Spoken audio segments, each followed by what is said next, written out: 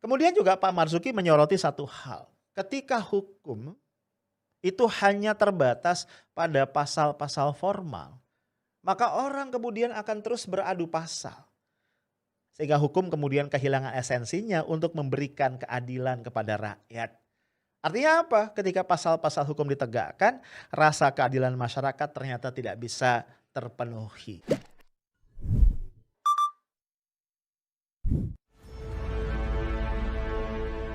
Guys, kita hampir tiba di penghujung tahun 2020 dan akan segera memasuki 2021. Secara personal gue ngerasa tahun 2020 adalah tahun yang sangat melelahkan. Ya, kita didera oleh bencana, oleh pandemi COVID-19 yang tak kunjung berakhir. Namun bukan cuman itu ya. Kita juga merasakan ini politik, hukum, HAM, ekonomi kita ini benar-benar sumpek. Ya, kita merasakan tekanan yang berat. Sesuatu yang mungkin tidak langsung kelihatan, tapi sangat bisa dirasakan.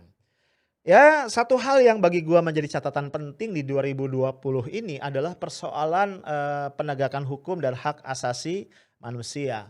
Ada sejumlah kasus besar terjadi dan sampai tahun 2020 akan beringsut pergi kita belum mendapatkan kejelasan. Tentu saja yang terakhir yang sangat mengguncang kita adalah tewasnya 6 laskar FPI pengawal Imam Habib Rizik Syihab di dalam tragedi kilometer 50 Jalan Tol Jakarta Cikampek. Ya, kita doakan semoga Komnas HAM benar-benar bisa menjalankan perannya dengan independen dan kemudian menguak kasus ini dengan seterang-terangnya. Nah, di samping itu juga guys, kita merasakan tadi ya, entah mengapa hukum yang sejatinya adalah alat untuk membatasi kekuasaan penguasa agar tidak semena-mena terhadap rakyatnya, justru ya dalam pandangan sebagian pihak digunakan oleh pihak-pihak tertentu untuk menekan ya pihak lain yang berseberangan atau mengkritisi penguasa secara konsisten. Nah, again ini sangat kita sayangkan jika memang terjadi demikian. Satu hal lagi fenomena yang agak bukan agak ya, sangat tidak nyaman.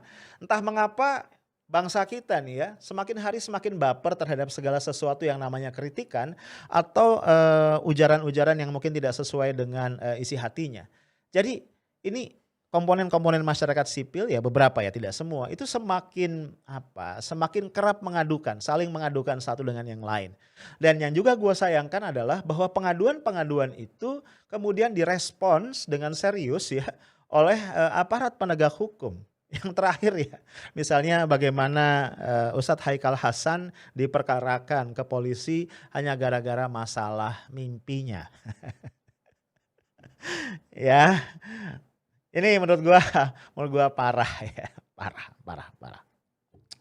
Guys, tapi gua mau ngelanjutin ya diskusi kita sebelumnya mengenai rencana PT PN 8 untuk kembali mengambil alih lahan yang selama ini ya bertahun-tahun sudah digunakan oleh pesantren Markas Syariah Agrokultural milik Habib Rizik Syihab. Nah, seperti gue bilang sebelumnya, isunya bukan sekedar pengambil alihan kembali lahan, tapi adalah equality before the law. Karena di atas lahan yang sama, yang diklaim adalah ex PT PN 8, itu ada penggarap-penggarap lain. Ya, ceritanya jelas kan, bahwa selama sekian tahun tanah itu dianggurkan gitu ya, tidak diolah, tidak dikelola, tidak dikuasai secara fisik oleh PT PN 8, sehingga kemudian masyarakat menggarapnya. Selama bertahun-tahun mereka di situ bertani, bercocok tanam dan melakukan aktivitas-aktivitas lain.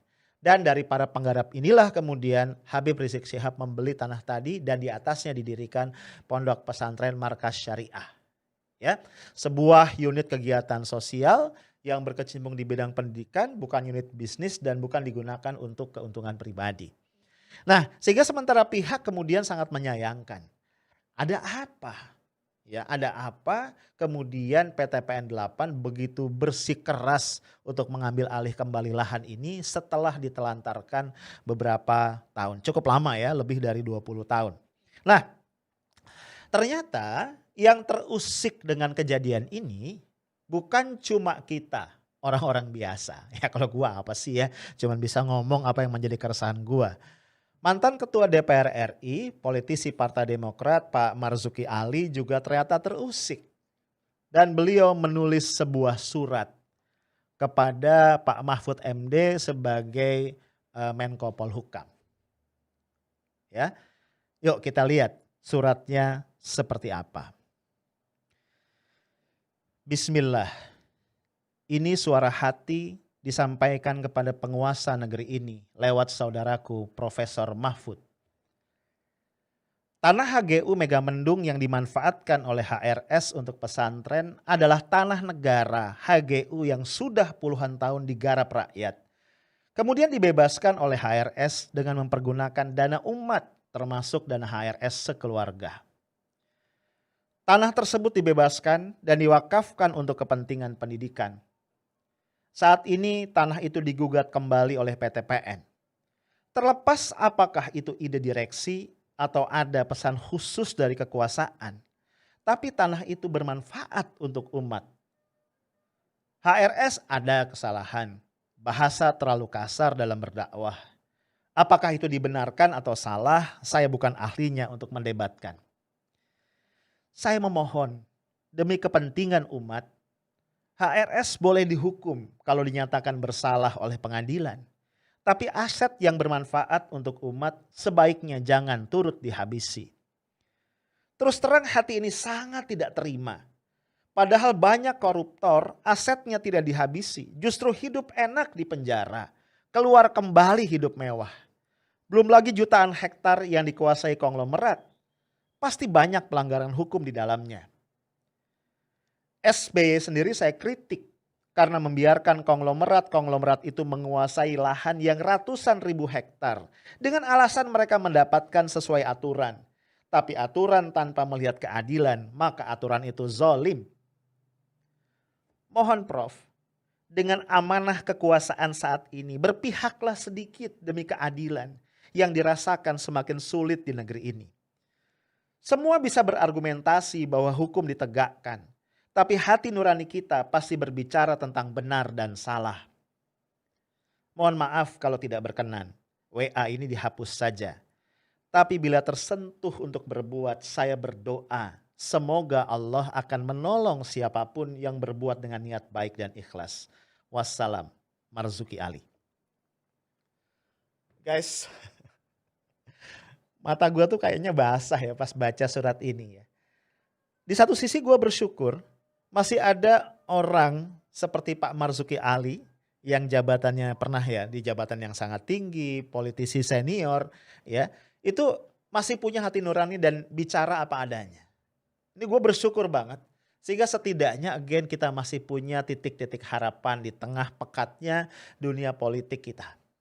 Ini perlu kita syukuri. Mudah-mudahan orang seperti Pak Marzuki Ali ini masih cukup banyak.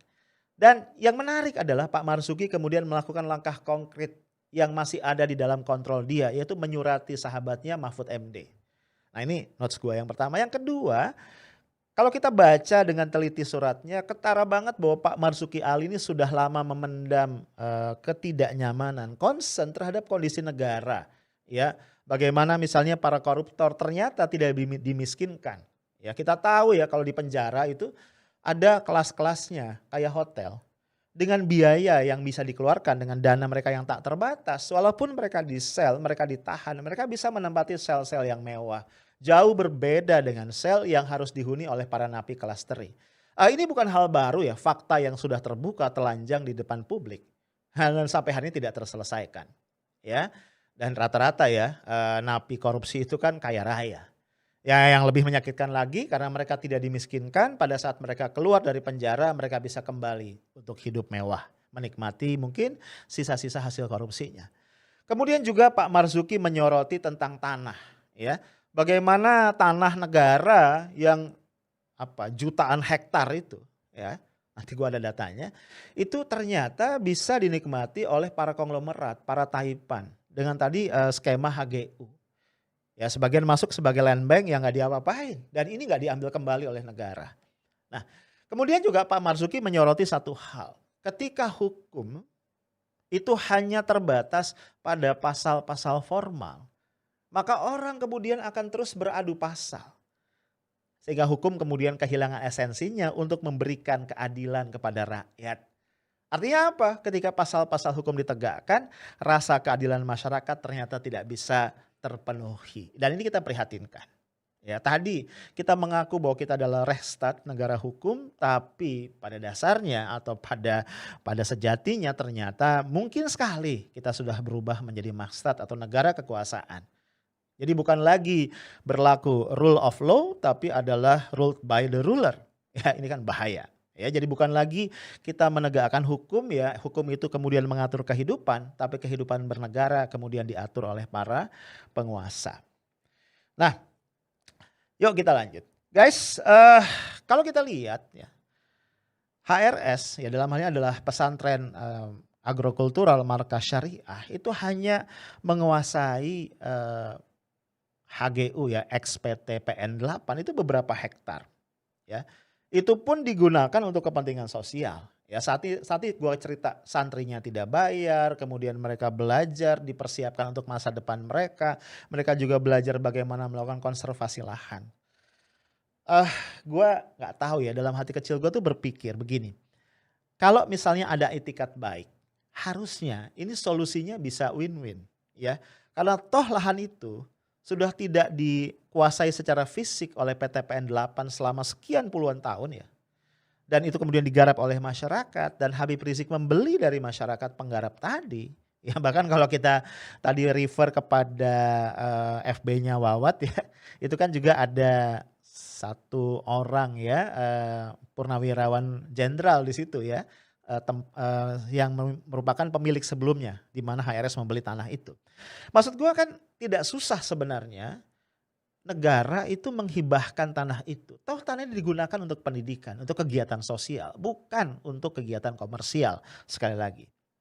Nah, ini yang menarik. Ada perbandingan ya. Menurut penelitian dari TUK Indonesia ini adalah sebuah LSM yang bergerak di bidang penegakan hak asasi manusia. Ada jutaan lahan hak guna usaha yang dikuasai para Taipan besar ya.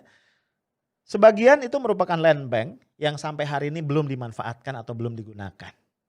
Padahal tadi ya ketentuan undang-undangnya adalah ketentuan peraturan perundang-undangannya ketika lahan tadi tidak digunakan, HGU tadi tidak digunakan lebih dari 18 tahun ya, itu maka kemudian lepas itu hak kepemilikannya dan kemudian bisa dimanfaatkan oleh pihak lain.